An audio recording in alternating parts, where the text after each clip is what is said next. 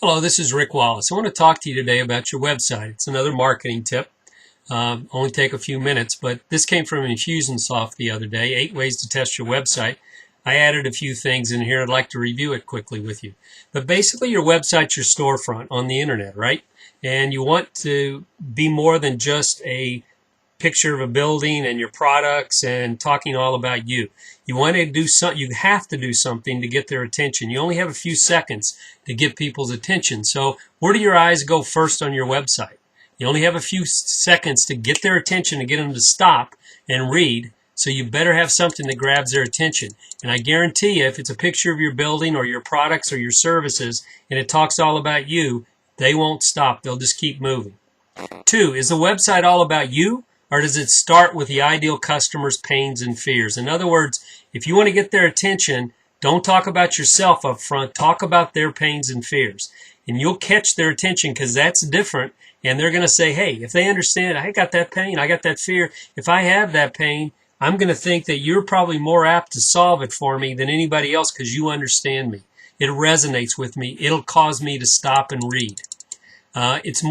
Is there more important information or the most important information above the fold? In other words, when I hit the website, I want my value proposition, which we just talked about. I want to see those pains and fears. I want something that captures my attention, as well as my sign-up or opt-in offers that I have and that I'm offering on the website. I need those to be up there at the top. In other words, if I'm looking for products, I don't want to see a bunch of products. They all look the same. I want to see what your value proposition, do you understand my pains?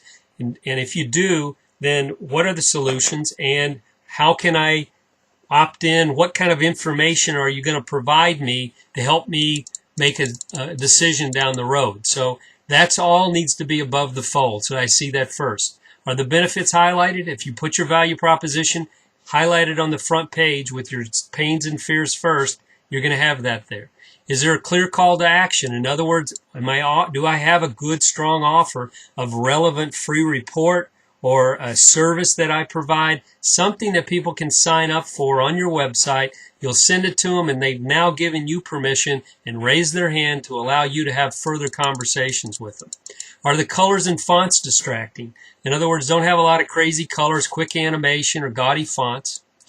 Do they feel personally connected to you? Well, they don't buy from machines, as they say here. People buy from people. So use conversational language. And again, talk about them more than you talk about yourself. And if you do have any social media, blogs, LinkedIn, Twitter, Facebook, make sure that they're on that page too and that they can quickly get to them. So having said all that, let's take a quick look at my website.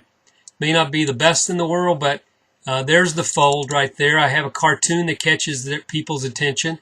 I got it too, Omar. A strange feeling, like we've been going in circles. I think that represents what most of us feel like in business from time to time. And over here I have some testimonials. I have my social networking sites up here, my blog. You can sign up for my newsletter, or I have a presentation you can sign up for free, or an ebook. I also talk about their pain. Do you feel these pains? Time. There's just not enough of it. The organization doesn't follow through and execute well. The business depends too much on me. Do you fear your marketing's not working as well as it should? Fears not being able to retire? Do you fear you're not getting the maximum productivity from your team? Do you fear you're not having the right people in place or can't find good people? Those are the kind of pains that I've found my ideal customers, which, by the way, I talk about my ideal customer over here, so I'm talking about them again. And then what's the best solution for these pains, and why do I get results? Why am I the best solution provider? So all that's on the page. You don't see products. You don't see me talking about myself or my company or me or my background or any of that information. If you want that, it's all up here. You know, testimonials, newsletters, resources, client library, a lot of other places to go. But this should catch my attention if I'm going through and searching for business coaches or help or entrepreneurial coaching, whatever I'm looking for, my keywords and phrases. When they're doing a search and my website comes up, hopefully I'll be able to catch people's attention. And that's what you want to do with your website. You don't want to talk about yourself. You don't want to feature products and buildings. You want to talk about their pains, fears, wants, and needs, and then how you solve them. and then some call to action, something that's relevant and free that they can sign up for. So now we can capture that information and have an ongoing conversation with them. So I hope this helped, and good selling.